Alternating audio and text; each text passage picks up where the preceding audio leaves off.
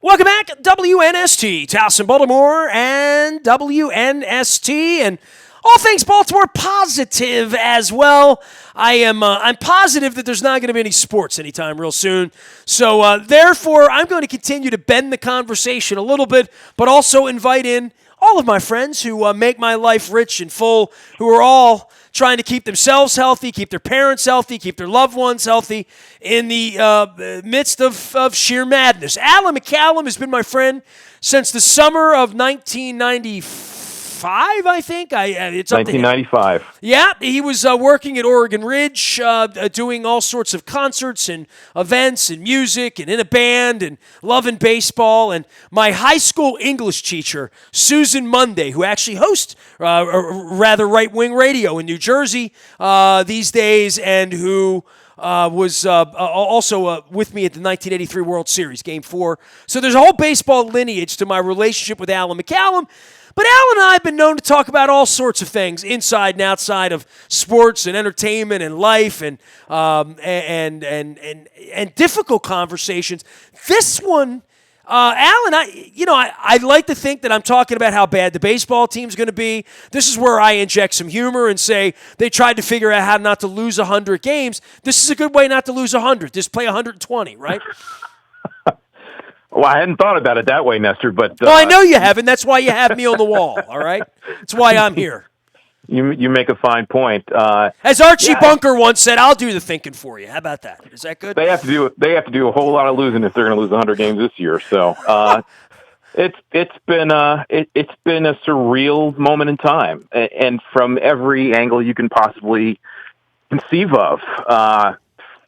Obviously, from the medical standpoint, a global pandemic, government, the two Americas and the perspective on it, and even beyond that, the people that are taking this seriously, and the other people that say, "Hey, well, I heard a prominent sports commentator say about a week ago, before things started shutting down, sort of a couple of days right before, hey, I'm going to bet on my own immune system. I'm going to bet on myself, and I'm going to continue to go to these places and fly and do all this. And this isn't about an individual. This is about what that individual could be Typhoid Mary if they're not careful, if they're not smart about how things happen. And there's a come to Jesus that's on the way, and I don't know how many people actually understand that yet. Yeah, well, I mean, I have the satellite dish, and I have the Twitter thing in Italy and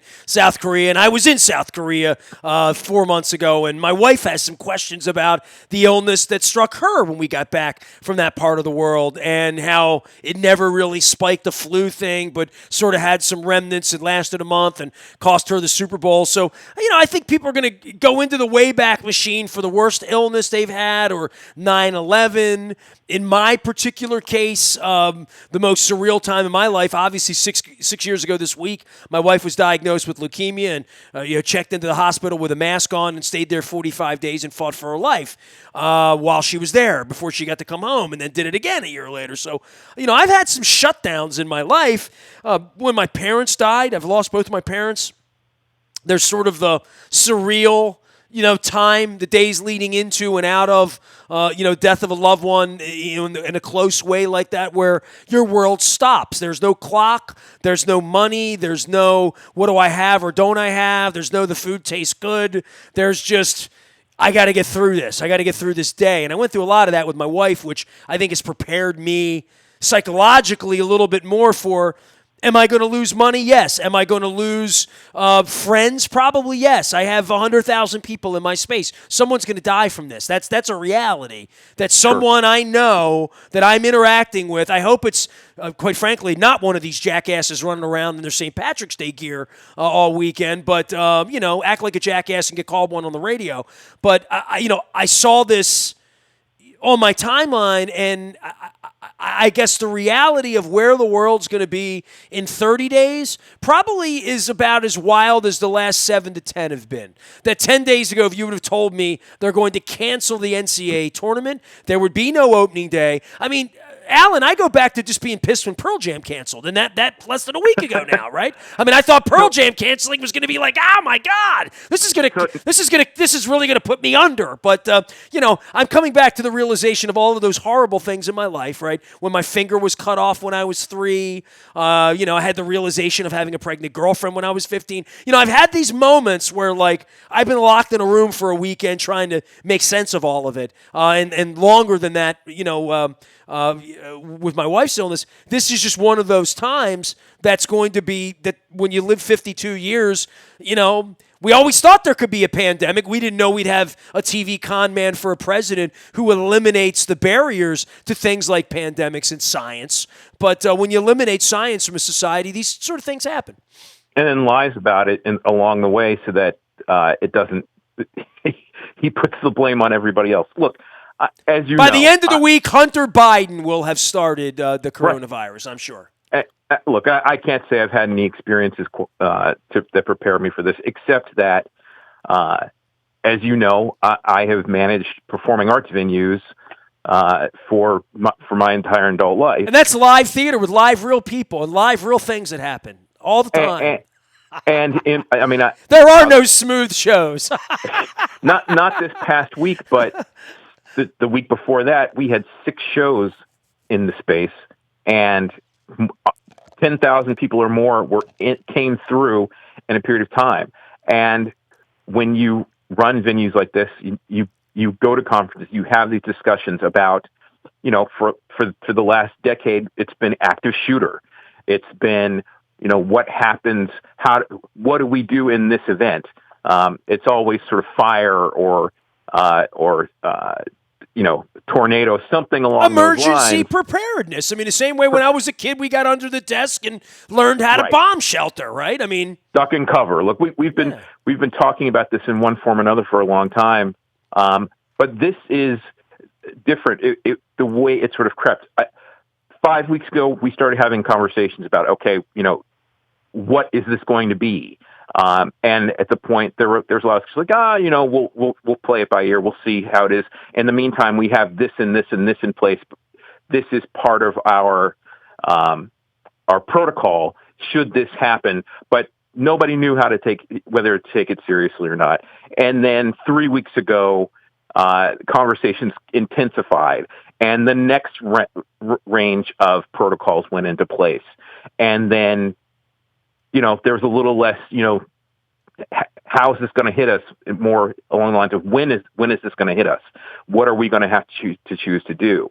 And then 2 weeks ago, events started canceling. People didn't want to travel. If it was an event with kids, people didn't want to take the risk.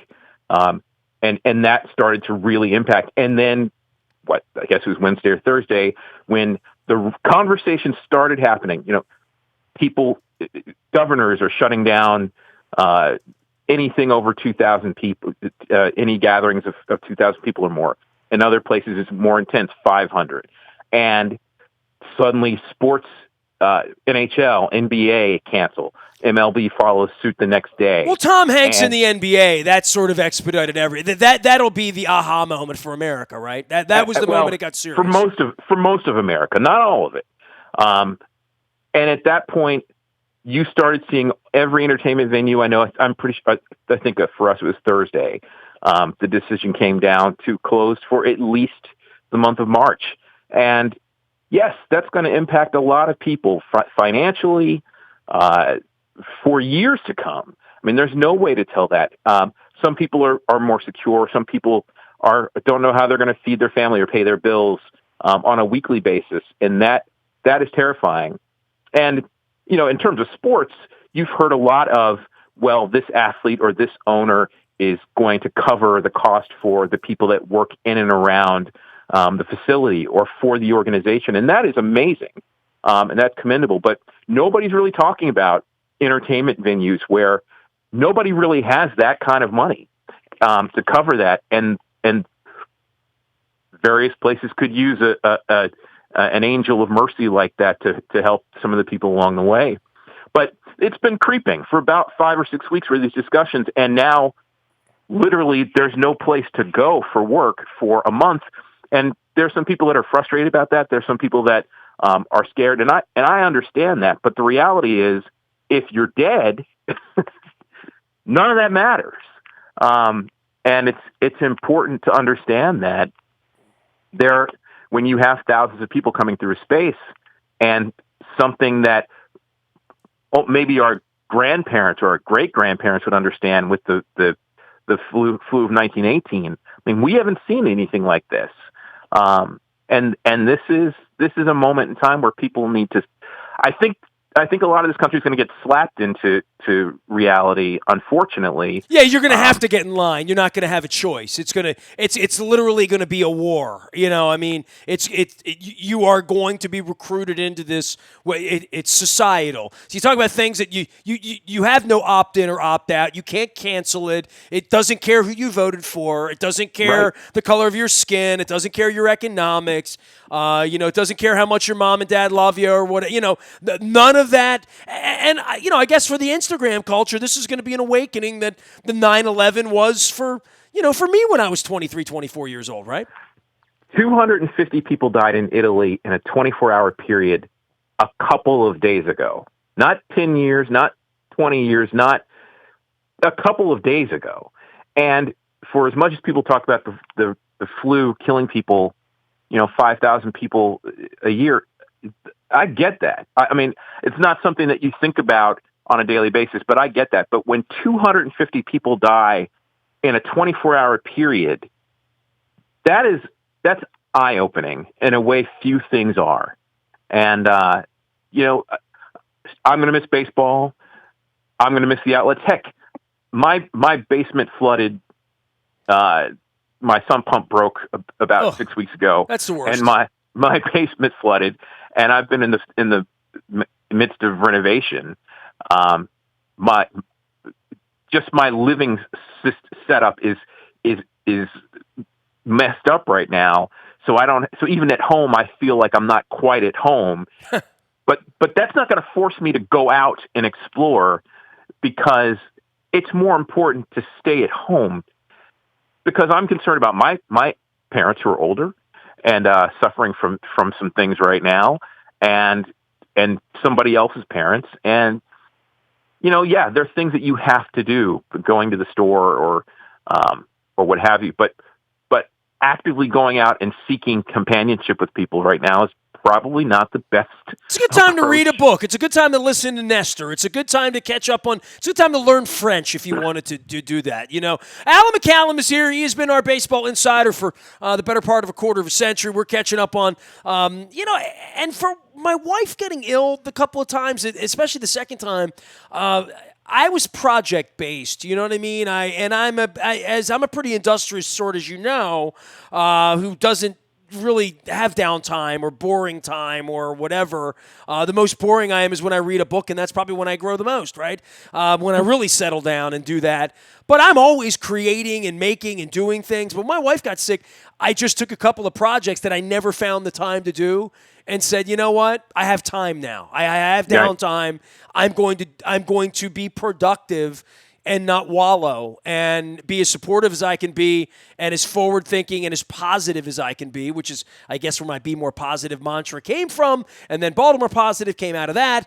But the positivity part of, you got to get through it, you got to navigate it and do the right things, but on the other side, you want to come out of this thing stronger, better, smarter, wiser, more resilient, and hopefully without horror stories.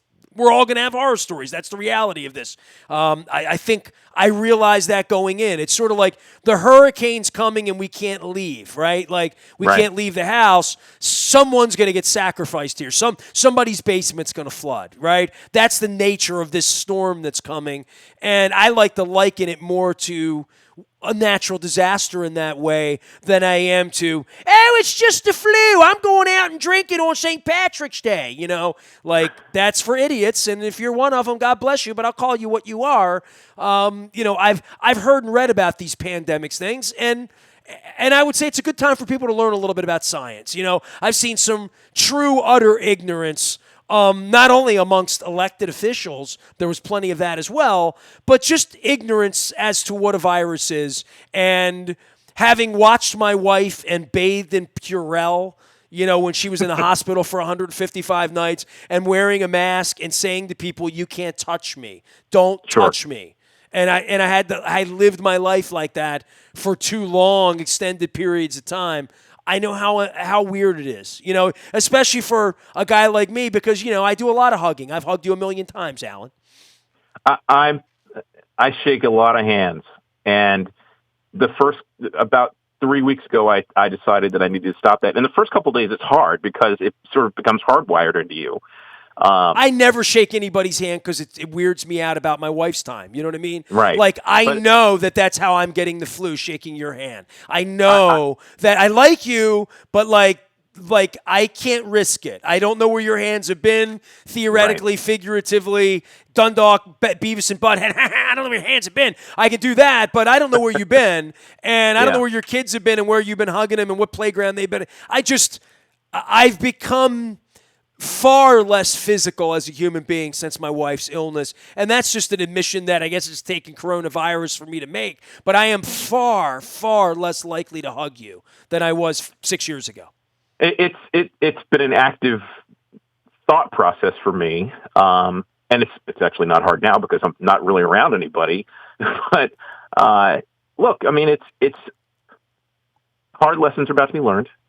And I will tell you this. I mean, I'm neither a scientist or a politician. I wouldn't try to tell anybody that I am. I believe in God, and I make a lot of decisions in my life sort of with the idea that someone is looking over my shoulder that I don't want to disappoint. That's my parents. That's God, what have you. But I also believe in science, and I am constantly so weird to have this conversation on the radio. I'm constantly confused by how science and religion don't understand each other, at least in the human psyche.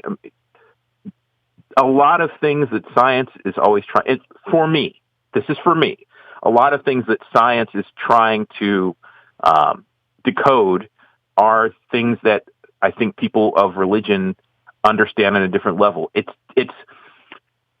music, and that you love music, and that if you open up the door to music, you find math there. There's math in every song. There are ones and zeros in every seashell in the world. And those things work in harmony together. And I've never understood why people can't make that connection. I say that to say that if you don't have to be a scientist to understand how science impacts your life. Well, correct. And I would say for a lot of people, it's really clear they didn't pay attention in science class. I mean, that they don't really understand how a plant grows, or, or how their body functions, or just these basic things that we live with every day, like the air you breathe, like I was in Seoul, South Korea 3 months ago. You could look out the window and see that wasn't air you wanted to breathe. You know what I mean? Right. That it wouldn't be good for you. But smoking and the safety of all sorts of things we do that feel utterly safe, touching things, whatever it is, because humans are incredible beings, right? We eat all sorts of stuff and we poop it out and pee it out, and life goes on, and it doesn't kill us. You know what I'm saying? Like, you've been here. I've been 52 years. I've been here. Nothing's killed me yet. Right? I mean, that time I had food poisoning. It didn't kill me. I don't think anyone has a real idea of a bacteria that eats at your lungs, and that we don't have the science to figure it out, because every single thing my wife had leukemia, right? Like, the day they told me she had leukemia, all I could think about was Brian's song and John Capoletti, and she was going to die because everybody I ever knew that had leukemia died. Then I realized within a couple of hours that people live from leukemia these days. I didn't know many of them, but they do. Right. And, the science of it became a fascination for me, because I'll tell you one thing, Alan. One thing that I am absolutely allergic to that takes my head away is blood, right? Like, I am not a blood guy. I have never liked giving my blood, needles, all that stuff. I see it all as very valiant and heroic and all of that. And then watching my wife, like, having to be subjected to her bleeding all over the place and bags of blood coming in all day, every day, there was a leap of queasy. And I wrote about it when she was battling, that I had to kind of take the leap of faith. We're all going to have to get comfortable with things we're uncomfortable with. And I guess that's my point. And science is one of those things that, hey, you never had to worry about that. I don't need to know what the weather is. You know what I mean? Like that right. in unto itself, and understanding the science of this, everyone's going to get some level of a biology whether they want it or not, to your point, because someone they know is going to get sick and they're going to have to understand it a little better. And people are going to understand bacteria and viruses 3 months from now in a way that they just don't and didn't this weekend, that's for sure. I simultaneously understand and don't understand how we got to this point in our society, but facts. Well, we've let kids get out of high school without understanding the material. Like we've lowered every bar for what. We have. I mean, I see the way people spell and conjugate verbs and write, and I think to myself, you spent every day of your life 180 times a year going to school for 15 of the first 20 years of your life, right? Like literally, right? And you still have no idea how to write in a complete sentence. And that is unto itself. You have no idea how to communicate with me. And I see that. And I lose such respect for people immediately when it comes to having a cogent debate with someone who doesn't know where a period belongs. And I'm thinking to myself, I can't argue. That's why I stopped taking phone calls. I cannot argue where we have two completely different levels of where the information you're getting is coming from, and whether you're arguing with me about a fact. And that really is based in science and schooling and education, and we failed. I mean, I look at the guy we've elected to run the country, and I think to myself, Alan, we have failed so miserably, and I see what's going on in our city, and I feel like we have failed so miserably in an effort to maybe reelect a criminal. It's insane. His election is about a lot of things that we really shouldn't get into today. What you're talking about. But this is the outcome. This is the outcome of having a leader that doesn't believe in science and downplays a virus that could kill us all. So that's the whole thing, right? This thing is going to touch all of these ideas that we have been at war with our society's been at war with itself for over the last, 10 to 12 years. Government, Medicare for all, science, facts, information, fake news, accuracy in reporting, gullibility. The 1% versus the masses. Well, critical thinking, right? Critical thinking. Absolutely. Is that a fact? Is that real? Back that up. Show me that's real. I don't believe you. Prove it to me. This one moment in time, and this virus is impacting us at the crossroads of all of these things, and I'm terrified of for my parents and for the world and for where we're going to be in 6 months from now. But there's also part of me that finds it fascinating that right in this moment, this occurs because no one is going to be able to deny this when it's all said and done. Nobody. And I look, I would like to think that something positive will come from all circumstances. And if there's anything to come out of it, hopefully it will force us to come together as a society.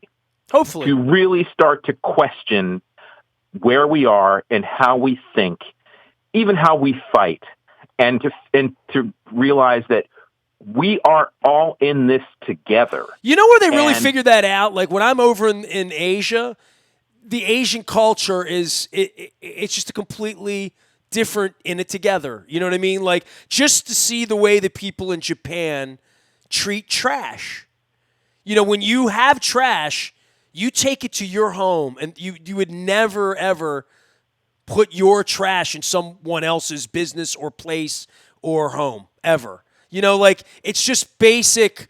The way toilets are in Japan, there is not a toilet in Japan that you would not want to use or allow your mother to use anywhere.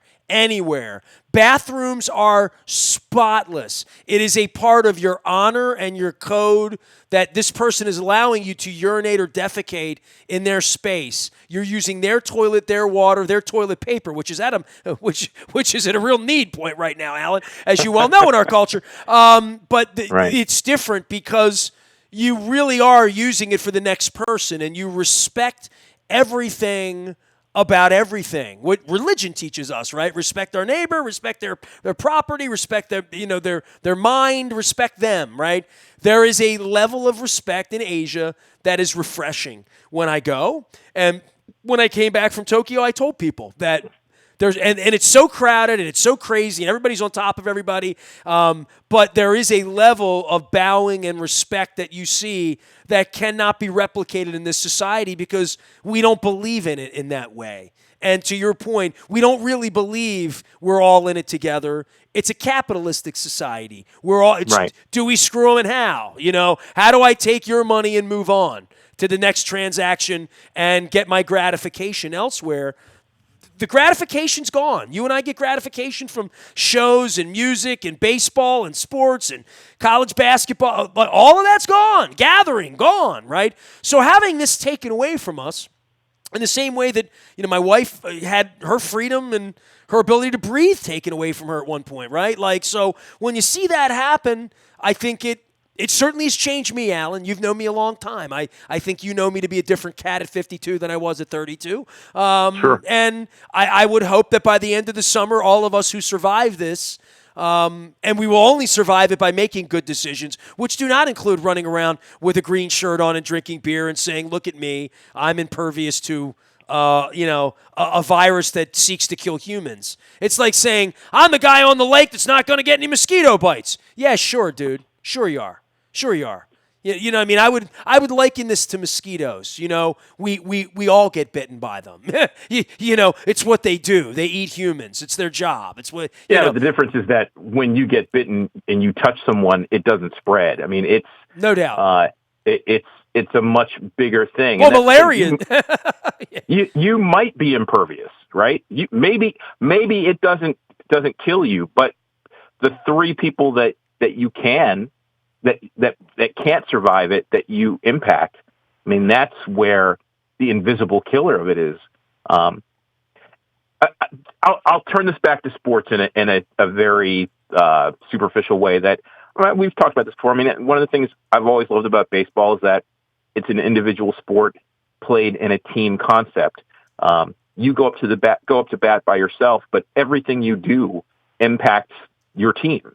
Every play that happens, there's nothing more beautiful to me in baseball than a great relay from the outfield.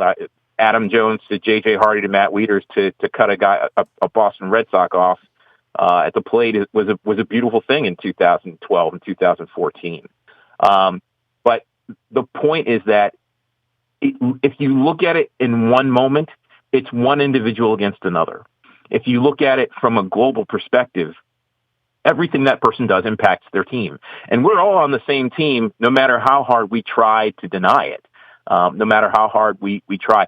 And maybe the reality for some people is that, well, how I leave the earth doesn't matter to me because I won't be here by the time it goes kerplooey. And maybe that's true, but the glaciers, the pandemic, the animals that are going to be extinct, the water we can't drink.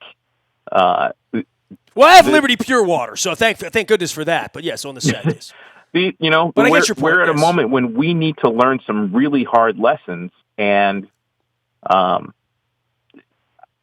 right in this moment, we need to learn them quickly because, as you said, 30 days from now, this is going to be a vastly different society, and I don't know how many people know it yet.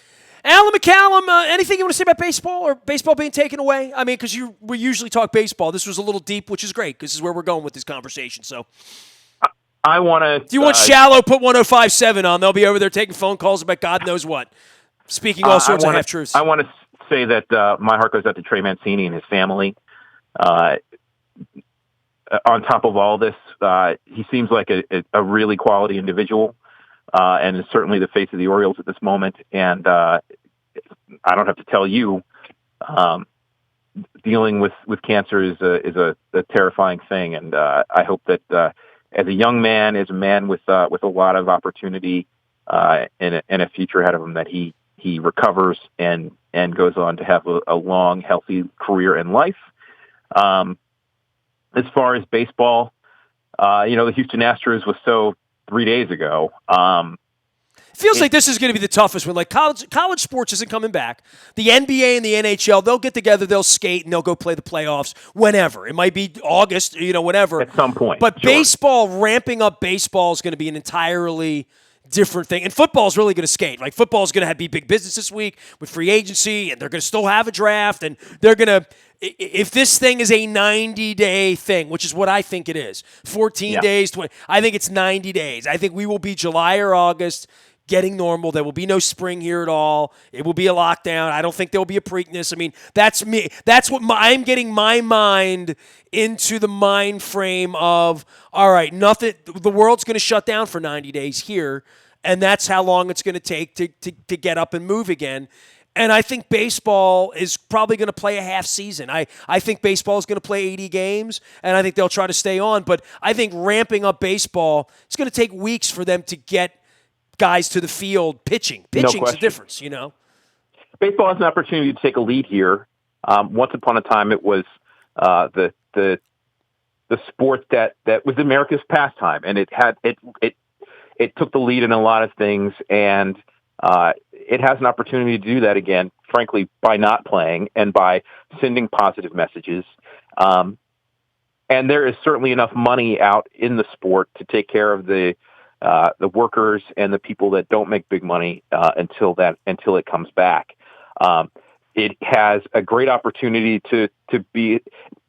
It's the kind of sport that you could play 81 games and still make it a season, not a full season as we know it, but to make a season of it. And I hope that they are smart and wise as they head into that reality.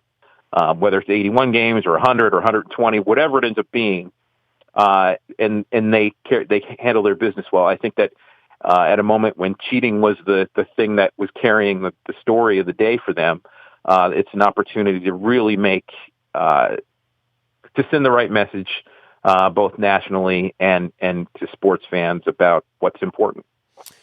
My dude, take care of yourself. Stay sequestered. Hang in there. We'll get back to having shows and ball games and all that good stuff. And hopefully I'm wrong. Hopefully it's not 90 days. Hopefully I've overreacted. But I don't think I'm overreacting. So I'm trying to stay realistic. Keep my hands on the rails here. Get ready for the elections coming up, which are very, very important. And whenever we get back to bouncing balls and pucks and all that good stuff, we'll get back to talking about it. Alan, I'll stay in touch, man. Be good, all right?